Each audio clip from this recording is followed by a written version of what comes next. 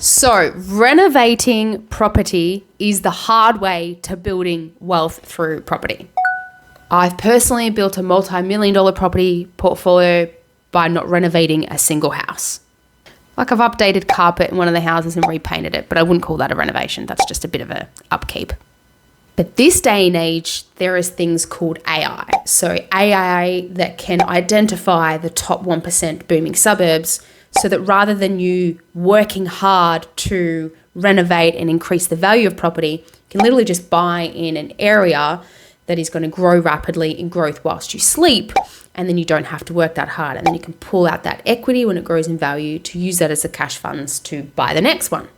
Like, sure, renovating property at the start when you're young and when you want to hustle and when you're trying to build up the capital, that is a great way to add value in and basically build your wealth quicker, yes.